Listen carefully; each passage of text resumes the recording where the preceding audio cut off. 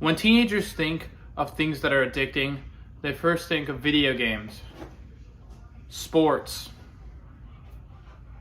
eating even, and even the negative ones that have negative impact on the human body. But our addiction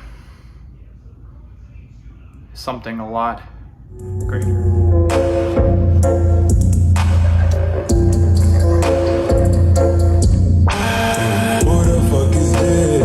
Somebody, baby mama, inside of the bed while I'm trying to tell.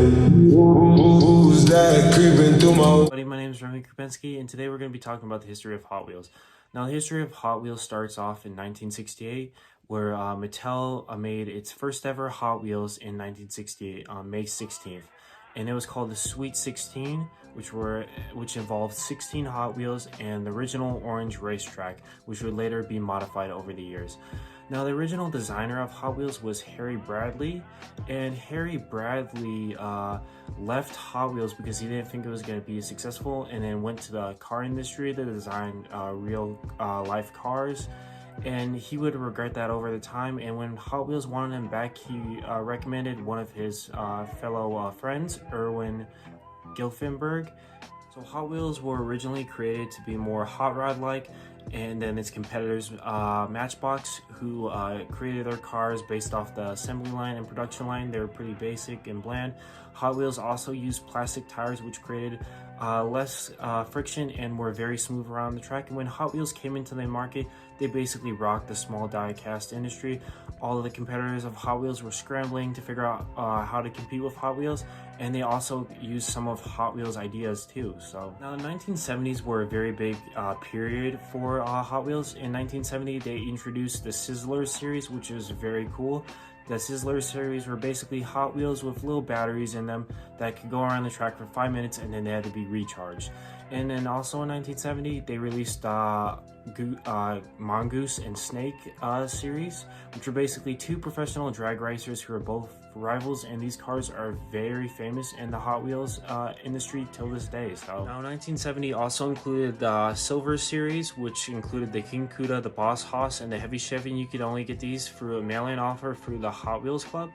So in 1972 and 1973, Hot Wheels production kind of slowed. They didn't release a lot of new cars, didn't release a certain few cars, not a lot. But it all changed in 1974 when they came out with the Flying Colors theme. And in this theme, they had new kind of decals that are kind of more flashy decals, and also a Tapu print design, which is pretty cool. In 1976, Hot Wheels released the Sizzlers 2 series, and they released a new Knight Rider series. Now, Knight Rider series was pretty cool because in this series, you could basically turn it on and off the headlight. So one sad thing that happened to Hot Wheels in the 1970s was the phasing out of the Redline tires. So the 80s were also a very successful time for Hot Wheels too. In 1981, Hot Wheels released the Hot One series. 1984, they released the Ultra One series. Now, two inventions that were very significant to Hot Wheels history are the thermal changing Hot Wheels, which is basically if you applied any heat to the Hot Wheel, they would change color, and also the crank up. So what happened is the crank ups, you could change the shape of the car. So basically, you could have a bumper that could be wrecked, you could flip it over and it'd be wrecked, and you could have a top that would be scratched or like damaged. It was pretty cool and very significant to the Hot Wheels timeline of history. In the 1980s, Hot Wheels based their cars off of sports in the 80s and also cars in the 80s. For example, like muscle cars in the genre, like the Pontiac Firebirds, many of the Corvettes, Mustangs, Camaros, all that. And also they based it off sports cars, for example, like the Porsches, Ferraris, Lamborghinis, and many more. So in the late 1980s, Hot Wheels also introduced the Blue Scheme Pack, which is still used to this day. In 1995, Hot Wheels added the Treasure Hunt series, and a lot of people believe this to be the first collector series, and it kind of paved the way for Hot Wheels collectors, since a lot of these kids growing up in the 70s and 60s that were introduced to Hot Wheels still started collecting them as adults. So Hot Wheels, to further the collectors, they gave them the Hot Wheels Classic line, and there's also many series out today for collectors till this day. As explained by Remy, you can now see why Hot Wheels is such a collectible and such a great brand to own vehicles from. and why a lot of kids and still adults today are addicted to this brand. Now we'll show you us going to shop and to get some Hot Wheels of our own, and why we feel like this is a very, very addicting hobby if you get into it. My name is Drew, and I'm here with Remy. We're at King Supers, and So usually when we go on Hot Wheel finds, we like to go to stores that are very stocked. King Supers and Target do a very good job of stocking, and we'll show you what it is like to go find some Hot Wheels that we like.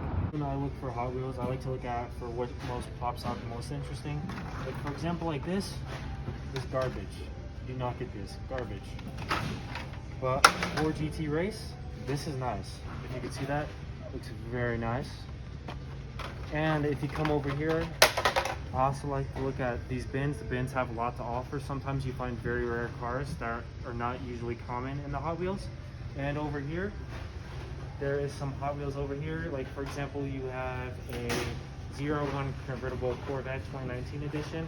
Then you have a Porsche Carrera, and then you have a Toyota off-roading truck, which is very nice depending on which color. Sometimes the colors can sell for very high resale value depending on different colors. And over here we have anti-certain through bins also. So usually we do this at either King Supers or Target. King Supers is the best usually because they have the most Hot Wheels. They usually have the most bins compared to any other store besides Target. So some of the finds we found a couple premiums from the Fast and Furious series. The Eurofast, we found James Bond's Aston Martin, McLaren 720S, and then a Lamborghini Aventador Coupe. These are very good finds. And we also found a Easter series, Nissan Fairlady Z, a Mustang 98 Porsche 944 Turbo, a 2019 Corvette convertible, 2016 Ford GT Race, and a Land Rover Defender. So these are pretty good finds. And when you're starting out, you usually want to start out looking for certain cars like premiums and these type of cars. And you could also look for treasure hunts. There's different types of treasure hunts. You have regular treasure hunts and super treasure hunts. And you could tell if the super treasure hunt, there is a little marking below here. And if the regular treasure hunt, they'll have like a little fire emoji kind of on the side of the car's painting. So that's what you do when you go Hot Wheel hunting. So.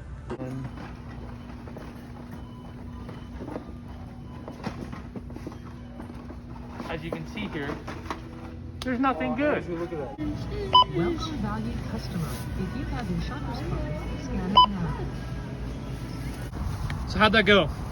Pretty good. I mean, I got two really good, nice cars. I got I can get it open. I got a McLaren 720S, very nice color, Fast and Furious set. And I got James Bond's Aston Martin kind of DBS, very nice cars.